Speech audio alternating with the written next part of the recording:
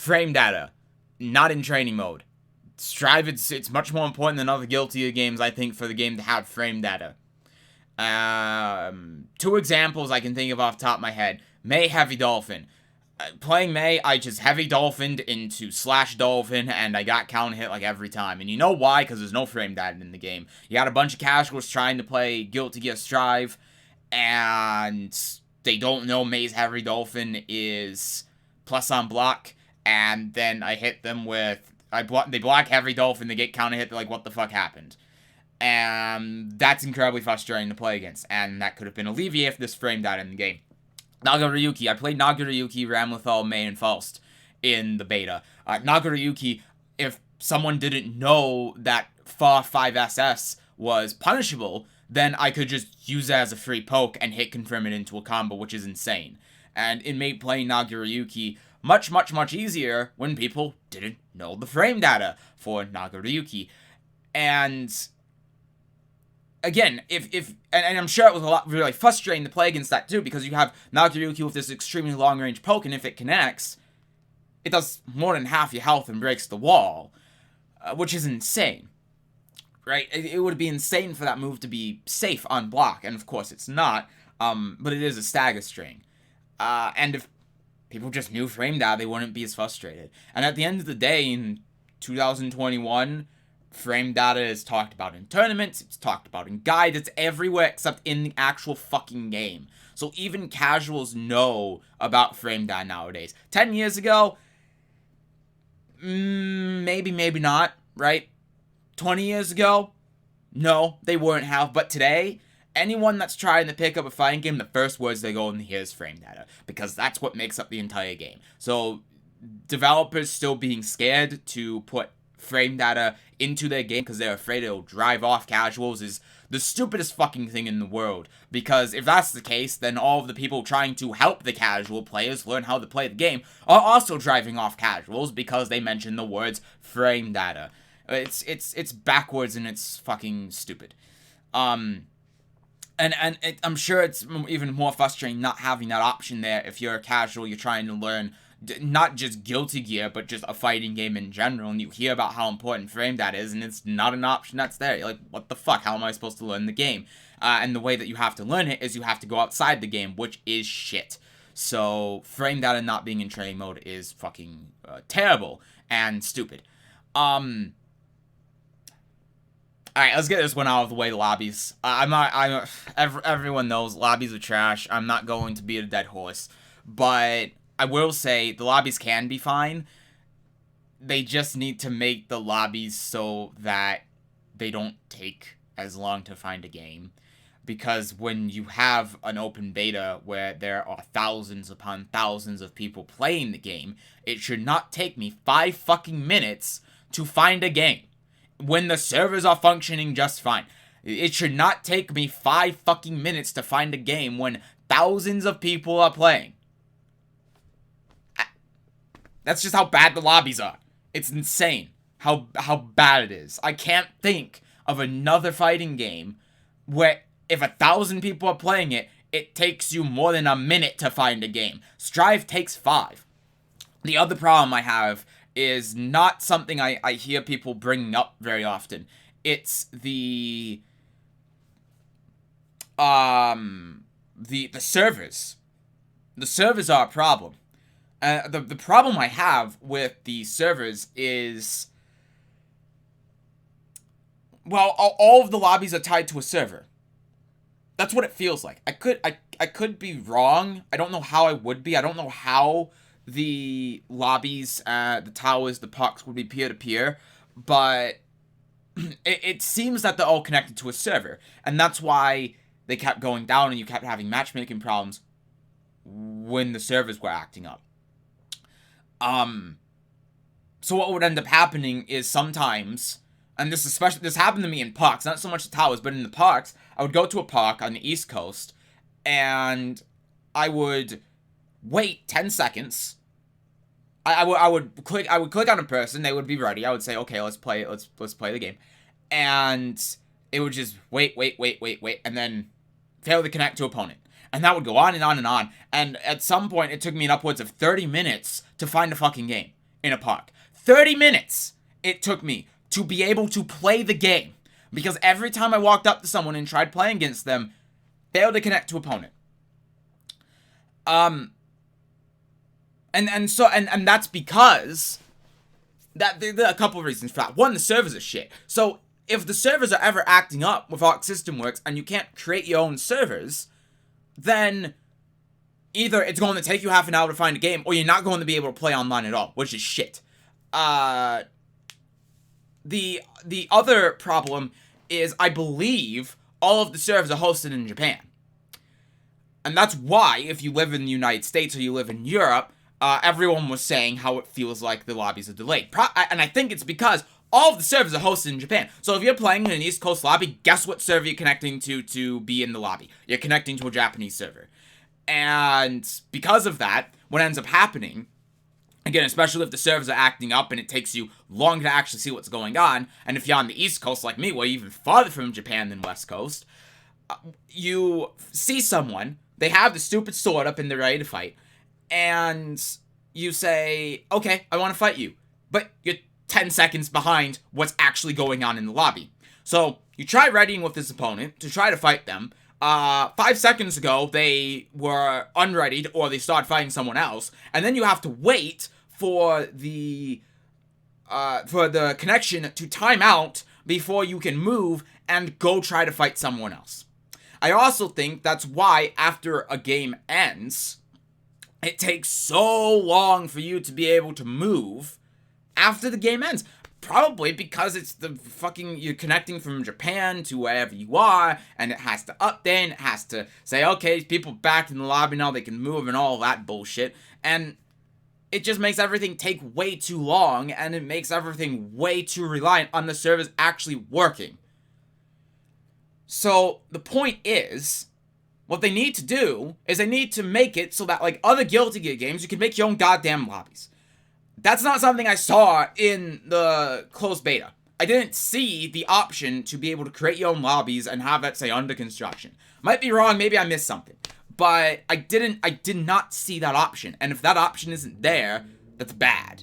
Right? That's really bad. And I also don't know how you would be able to host online tournaments without that. But I didn't see it anywhere. I'm sure that, because the thing I'm thinking of, because you think, oh, that's crazy if they wouldn't have that, right? That's never happened. It happened with Dead or Alive 6 on release. They did not have lobbies. They didn't have lobbies, but you couldn't make your own lobby. So you had to connect with their matchmaking in order to be able to find people. You could not, in Dead or Alive 6 on release, be able to play the game with a specific person online. And it feels like that might be what's happening in Strife. Again, I don't know. I just didn't see the option. And I feel like that's something to complain about and bring up. Maybe I'm wrong. And maybe I'm wrong about that. But the other thing is, too, I think it's really important that you're able to create public lobbies as well. Because private lobbies are going to happen no matter what. Especially when COVID's still a thing. There needs to be private lobbies, or else you're just going to have people going to parks to do tournaments, which is, shit, to put it lightly. I guess at least unlike Dead or Alive 6, you can meet in a park and then play with whoever you want, but being able to make public lobbies is still really important too, for the same reasons as before, right? You can't just have everything tied to a server, because if the servers go down, you can't play the game online, and if they're only private lobbies, you can only connect to people you know. No one can just make a public lobby and say, hey, anyone come in and play. So public lobbies need to be a thing. They need to be a thing. Again, and they probably will be, but I didn't see that in the beta, so I think it's important to bring up. Okay, this is going to be a positive and a negative. I know I just said I'm done with the positives, but I forgot to talk about netcode. I don't think I need to talk about netcode too much, though, because it's rollback netcode. What else do I need to say? It's rollback netcode, and rollback netcode is great. Nothing needs to be said. I will, one positive I will give, though, is that the Arc System Works did do a good job, a really good job, of masking packet loss. I don't know how they did it, but they managed to do it. So if you're playing on Wi-Fi and you have like god tier Wi-Fi where you're not getting any packet loss because you live in the middle of fucking nowhere and your router is right next to you, then yeah, that feels good, right? But Wi-Fi is still shit. Despite what people are saying about it, Wi-Fi is still shit. I could still feel when I was playing against someone on Wi-Fi. I could still feel the packet loss. I couldn't see it though. And again, that it's impressive that they made it so somehow you don't see packet loss very much unless it's really, really, really bad. But I could definitely feel when I was playing against people on Wi-Fi. And there will be people playing on Wi-Fi too if we're going by, Tekken 7 statistics. And then you also include the fact that this is an open beta and you're not getting a lot of people who, I shouldn't say a lot of people, but there are definitely a fair amount of people playing the beta that don't normally play fighting games, so they're not going to be wired because they don't know how important that is.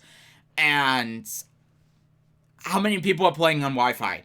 More than half, right? Probably around 60 to 70% of people are playing on Wi-Fi during the beta. I don't think that's unfair. It might even be more.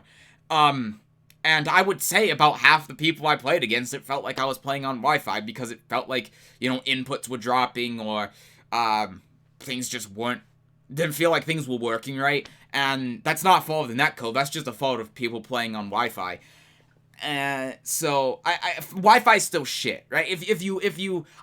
But I think they did a good enough job where if you are playing on good Wi-Fi, and don't worry, I swear I do not play on Wi-Fi. But if you are playing on good Wi-Fi, if somehow you don't get a lot of packet loss, even with that little bit of extra fluctuation you would have rather than having an Ethernet cable, I still think it's functional. Should you play on Wi-Fi in this game? Fuck no, you shouldn't. However, I would also say that it's better than almost every other fighting game playing on Wi-Fi. I don't think that's unfair. And again, I'm not advocating for Wi-Fi. I'm not, but it's a hell of a lot better than other fighting games. Because with how many people were playing on Wi-Fi in the open beta, how many games did you get where it felt like you were playing on Wi-Fi? I can tell it wasn't 70%. I would say around 40 to 50%. I was like, this guy's probably on Wi-Fi, but even then, it still felt playable. Most of the time. The ranking system is terrible, right? The ranking system sucks. The problem is with the ranking system, you move between floors far too quickly. With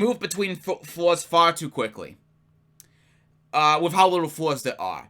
So what ends up happening is someone can go from being like the bottom of the middle tier to the middle of the top tier, and they can keep going between those floors. It's really shit. It's really bad how often it updates. It's really bad how few floors there are. It's like if you're playing Tekken and you're in tier ranks and the highest rank is like, I don't know, like warrior rank, and the amount of points you win or lose for winning or losing a game is the same throughout all of the ranks, and it's very low. It's just not a good system. Celestial floor is cool. It's a good idea, but there are way too few floors, and you change your rank way too quickly for it to be a good system. And the other problem with it too is that when you move up or down, the problem is with how frequently you move floors, you're not really playing with people that are at your rank.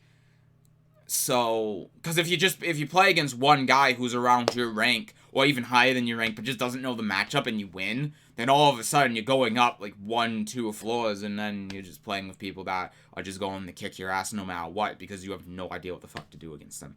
So, ranking system's really bad. Constantly telling me ranking updated too is really, really bad.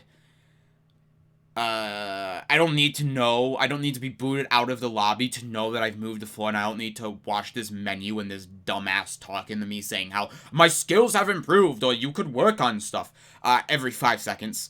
I don't need to see that. Just if my ranking updates and I need to move a floor, then just put it in a text box like if you get a badge. Just automatically move me to another floor if I have to go up a floor. and just tell me in a text box, hey, you moved up a floor because you ranked up, or say, hey, you ranked down, you want to move to the next floor, and you can just say no and stay in the same lobby instead of booting you back to a fucking menu for no reason. No instant rematching is pretty trash. I don't think I need to explain that one. I'm sure it's going to be in the game. I would prefer having unlimited rematches in ranked, but also the problem with that is with how fast you rank up in Strive. I don't know how realistic that would be. I don't know if that would really change anything in the first place if you were able to rematch an unlimited number of times. What I do think is if you do have unlimited rematching, and I think it would be a good idea because I think it's just better as a ranked system than only being able to do a 2 out of 3, because I think you learn more if you do unlimited matches rather than just being confined to a 2 out of 3. And I can tell you that from playing Soul Calibur, because Soul Calibur used to have a 2 out of 3 system for over a year, and then they changed it to unlimited, and you learn a lot faster being able to play with someone an unlimited amount of times. I think the problem with that though is that if you rank up off of playing against someone, then you're kicked out of the floor that you're in. Which could be a problem, but the way that you can fix that is just say, hey, you're ranked up. Like you keep giving points, but after you get that to that threshold of when you rank up, when you leave the game, when you stop rematching that person, you get bumped up to the next floor. And as you keep winning against that person, you get like buffer points, right? And if you stop losing, you lose those buffer points, and then if you go below the rank up, then you don't rank up after you're done with the game.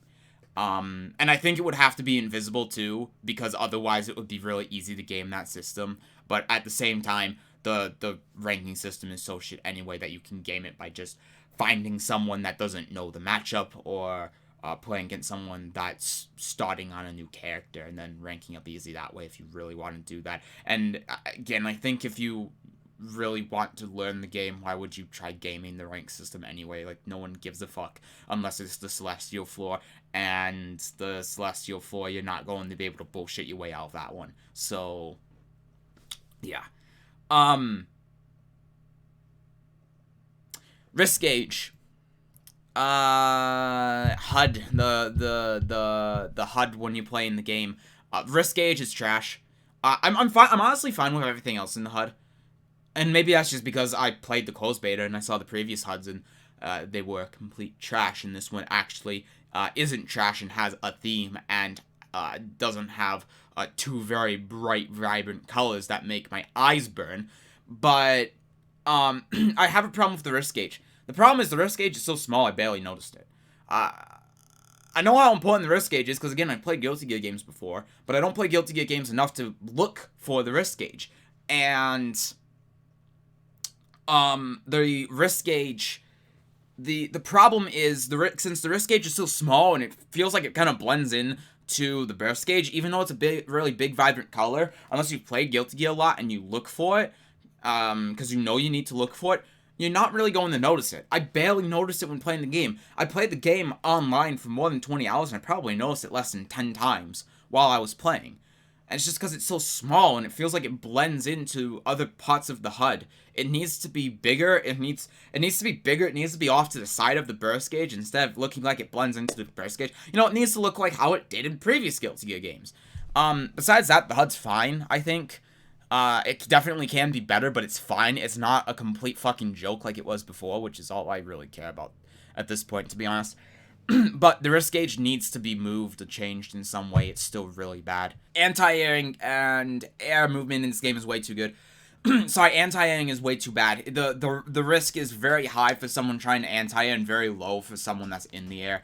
And if you're in the air, you get high reward, and it's very low risk. Because if you get hit with an anti-air, like if you get hit with a DP, you're taking 30 damage.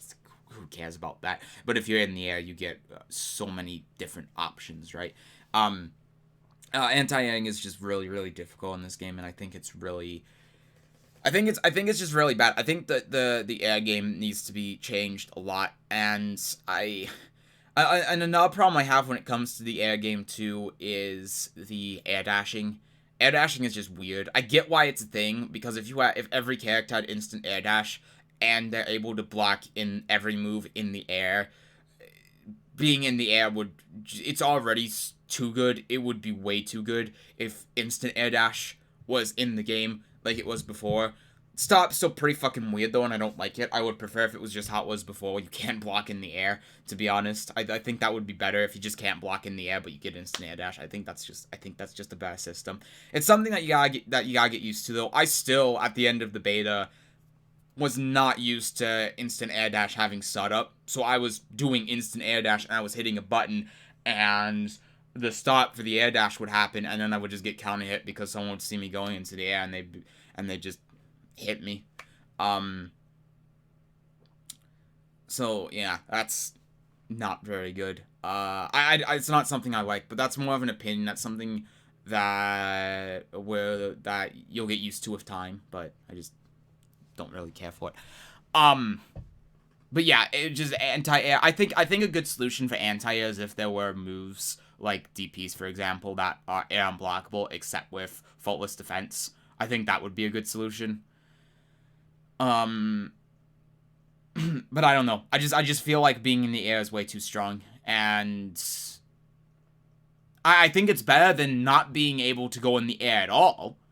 I'll give it that. I think how the air works is better than if, you know, you had instant air dash, or you didn't have instant air dash, there were no air unblockables, and then going in the air was like Street Fighter, right? That would be terrible. So it could definitely be a lot worse, but I think how anti-air works could be improved quite a bit. Damage, I think the damage is actually fine. It might be a little bit too high in the future, but for what right now it feels fine. But again, with how much people can discover with this game, I mean, people are already finding touch of death combos with Nago to Yuki. Damage might need to be toned down a bit, but overall it feels pretty much fine. But the games go by way too quickly.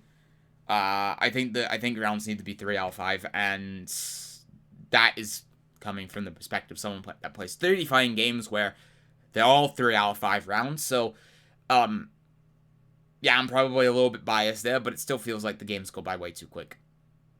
Dash macro is kind of busted. I don't know if these are intentional. If there are intentional things behind the dash macro, then I think it's cool. But it seems like there are a lot of things that are unintentional, like being able to instant air dash faultless defense. Milia being able to do that, I think, is kind of dumb. Being able to backdash with charge characters and then do a charge move, I think, is kind of dumb. Again, it could be intentional. If it is intentional, it would be a cool aspect of these characters. But one thing I'm able to do with Mei in the beta was I was able to hold back, charge horizontal dolphin, do a backdash, opponent whiffs a button, and then I'm able to punish with horizontal dolphin. And if the dash macro didn't exist, I would be out of range to be able to punish with any of my normal moves, and I wouldn't be able to use dolphin because I backdashed. So, it feels like it's unintentional, and it's easy to fix by just making it so if you backdash, then you lose your charge. But if it is intentional, I think that could be a cool aspect. But I think there are more things too that exist with dash macro that are clearly unintentional that I've seen, and I think it needs a little bit of work. To be honest with you, I would not be sad if it was completely removed from the game, but there can be some interesting situations that are created with it. To be fair, I don't think it's a great mechanic. Especially because it makes microdash combos trivial. Like, imagine Hazama, but if there was a dash button, right? That's kind of what it felt like. You just tap the button instead of having to double tap, and you get a microdash. I think it's pretty shit. I think because it limits the amount and the type of execution that characters can have, and I think that's just bad game design. I think it would be better is if you hit the microdash button to move forward, you had to move a set distance forward, like if you did a backdash, so you wouldn't be able to microdash with the dash button. I think that would be a lot better. I think that would be a good change. And the dash button ultimately is supposed to be there only for people that are new to the game, that aren't used to doing instant air dash or aren't used to dashing on the ground. So if they nerf the button like that, that's not going to change anything for people that know how to play the game. It's only going to change it for new players, and then they'll be incentivized more to learn how to actually dash and microdash, and I think that would just be bad for the game. P and K feel like they don't exist. They just don't do enough, right? P, you do 5P, 5P, 6P, that's a combo. That doesn't feel good. The K button for most characters feels like it's just pointless outside very specific situations, like False can use it for an anti-air, Ramlethal uses it in combos, but outside of that, when do you use the K button? You really don't, and I think that's bad game design to have a button that just serves no purpose outside of very specific situations. At least in a 2D fighting game, when you don't have a lot of options in the first place compared to 3D fighting games. In 3D fighting games, of course, that's fine because you have 100 plus moves, but in a game like Guilty Gear, where you have like a couple dozen, having an entire button reserved for one purpose for most characters feels really bad. And then you, in contrast, Nagoriyuki, you can do a 5K and then do a full combo off it, which I think is cool and much more reminiscent of previous Guilty Gear games. And I don't think it needs to go that extreme, right? I don't think it needs to go that extreme, and I actually prefer that pressing P and K doesn't lead to a full combo like it did in previous Guilty Gear games. Some people don't like that. A lot of people who play Guilty Gear before don't like that. Me personally, I prefer that. But I still think it's pretty shit that the combo off of P is just 5P, 5P, 6P. And off of K, it's just like 5K and then nothing really. It would just be nice if there was, if you do that as a punish or a poke, there was some sort of special move as something you could do that would make it feel like you do an actual mini combo with those buttons instead of it just feeling like they shouldn't be in the game most of the time. Speaking of combos, combo starters are very homogenized. They're very simple. Most characters you just do close standing 5S into 2 heavy into a special, and that's your combo starter. And then after that, you have a lot of options, right, because of the roaming canceling system. But combo starters for the most part are the same, and even if it's not that, it's like you do one button, another button, and a special. It's the same thing for most characters from my experience. Again, Nagoriyuki is a bit different in that regard because he can do like far 5S hit confirm it into something, or he can do again like a K in the core circle back heavy, or he can do like close slash far slash into something, right? So he's a little bit different in that regard, but a lot of the problem with that comes from not being able to Gatling off of P's and K's, of course. It just feels like every character's combo star feels mostly the same. Which I don't think is a good thing, but I don't know how you would really fix it in Strive. I don't know what a good solution for that would be, because there are only so many things you can do with characters' combo starters in Strive, when most of them are going to come off of just slash, right? And of course, there are more, too, like Ramlethal can do 2K, 3K, or 2K, 2D into a special, and then roaming cancel and stuff like that. So there are exceptions, of course, but just in general, a lot of the general combo styles feel very similar, and I don't think that's very good. But I don't know how you would be able to improve that in the game system. I guess to round it off, to me, Strive feels like it was a game that wasn't, or isn't, rather, supposed to appeal to casual players, like people that don't play fighting games. I don't think that was the intention behind Strive. And I think you can tell based on how, the trailers that they've put up for, like, IGN and GameSpot have been actual people that know what they're doing, playing the game, and their beginner guides have had information in it that people who don't play fighting games aren't going to understand. And even though they said they were trying to appeal to a more casual audience, I think they were trying to appeal to a casual fighting game audience. And the reason for that is, not only do I think that's the case because of what I just said, but I think the reason for that is because a lot of people who play fighting games talk about Guilty Gear, right? The common joke is, everyone talks about Guilty Gear, but no one actually plays Guilty Gear. And I think the people that make Guilty Gear know that, and they said, okay, well, people who play fighting games know what Guilty Gear are. They talk about Guilty Gear, they say they like Guilty Gear, but they don't actually play Guilty Gear.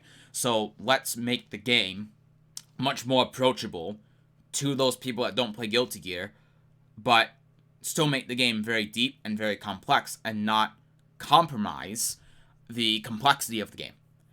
And I think they did that. I think they did that really well. Yeah, they made the game a lot simpler. They made on the surface, right? They lowered the skill floor a lot. At least it seems that way in the beginning.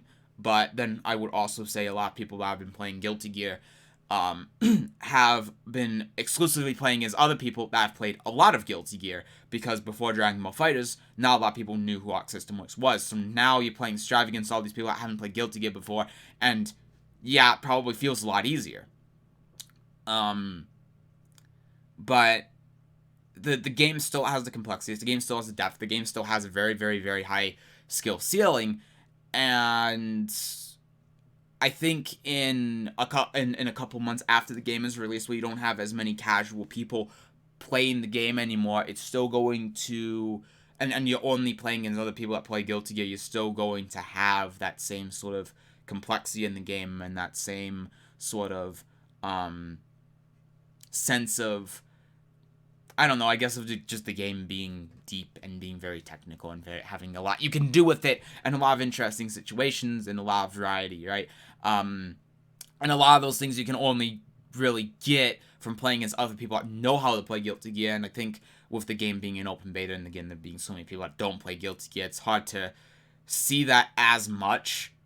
And especially because even people that do play Guilty Gear, since the game's so different, don't really know how to play the game. But I feel like they have managed to, at least for the beginning, lower the skill floor, and the skill floor could spike back up when the as the game progresses, as the game gets older and older. But I think they did a good job of doing that, but they still retained the game's complexity, and it didn't do something like they did with BB Tag, which is the important thing. So, yeah, that's everything I think from the perspective of someone that doesn't play Guilty Gear. If you watched this long, thanks, and I am looking forward to this game coming out in April. Goodbye.